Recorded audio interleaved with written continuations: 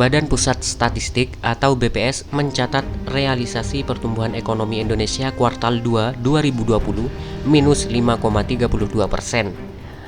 Realisasi ini lebih dalam dari angka prediksi yang disampaikan oleh Menteri Koordinator Perekonomian Airlangga Hartarto dan Menteri Keuangan Sri Mulyani Indrawati sebelumnya.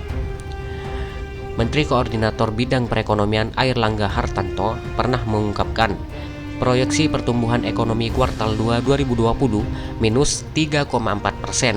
Pertumbuhan negatif tersebut disebabkan oleh adanya pembatasan sosial berskala besar yang menghambat berbagai kegiatan ekonomi.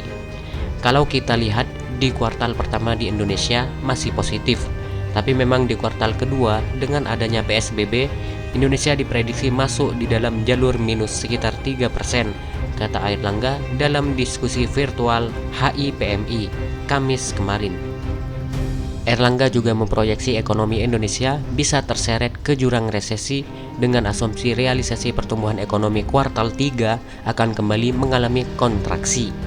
Sementara Menteri Keuangan Sri Mulyani Indrawati memprediksi kuartal 2 2020 ekonomi Indonesia akan minus 4,3%. Dia juga memproyeksi ekonomi nasional akan minus 3,8% pada kuartal 2 2020.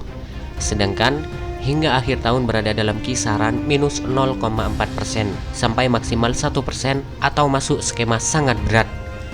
Outlook proyeksi minus 0,4% hingga 1%.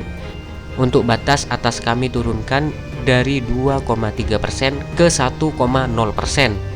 Revisi agak turun karena kami melihat kontraksi cukup dalam di kuartal 2, kata Sri Mulyani Kamis kemarin. Seperti diketahui, BPS mencatat ekonomi Indonesia pada kuartal 2 2020 minus 5,32% dibandingkan periode yang sama tahun lalu. Sedangkan jika dibandingkan dengan triwulan 1 2020, maka pertumbuhan ekonomi Indonesia pada triwulan 2 2020 mengalami kontraksi minus 4,19%.